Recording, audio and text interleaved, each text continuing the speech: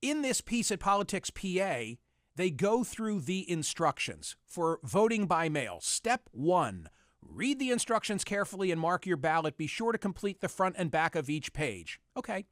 Step 2, seal your ballot in the inner secrecy envelope that indicates official election ballot. Don't make any marks on the secrecy envelope. Your ballot must be enclosed and sealed in the inner secrecy envelope that indicates official election ballot. In other words, you don't just take your ballot and put it in a number 10 envelope and send it off. It goes in the secrecy envelope so that theoretically the people who are opening them up don't correspond the exterior of the envelope with the secrecy envelope inside, so that even the people who open the ballots don't know whose ballot it is. Do you follow what I'm saying? Yeah, that makes sense. If you don't use the secrecy ballot, then what? Tossed. That's it. That's the rule in Pennsylvania. And everybody seems to agree on that. Okay? Because they're clear. They just have to be really clear on the instructions. Okay, now let's go to step 3. Step 3. Seal the inner secrecy envelope in the pre-addresses outer return envelope. Complete, sign, and date the voter's declaration on the outside of the outer return envelope. If you do not sign and date below the declaration on the return envelope, your ballot will not be counted. Seems pretty clear, but what if you do not put a date on the return envelope or put your birth date? That's the issue in Pennsylvania.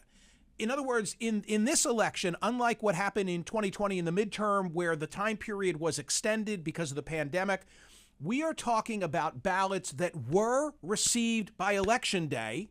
Okay, so there's not a question as to whether it came in.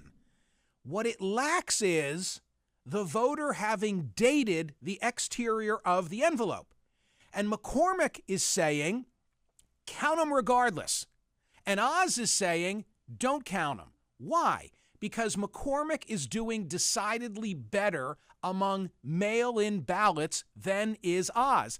And now the state party and the RNC are coming down on the side of Oz.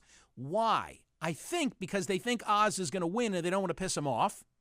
Secondly, I think they don't want to set a precedent where all of a sudden next term in the presidential election, they're opening the door to other, non-strict compliance with Pennsylvania law. One more fly in the ointment, if I may. Pennsylvania law heretofore has been pretty clear that if you don't follow these exact instructions, then the ballot won't be counted.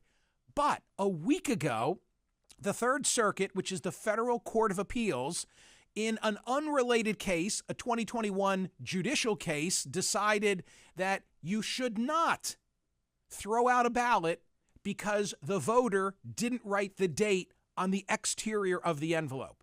So, are you going to go with the way Pennsylvania law has been heretofore or the Third Circuit's interpretation of it? Oz and McCormick are disputing exactly how this all ought to work. But I bring you that explanation because therein lies how Pennsylvania is going to be sorted out.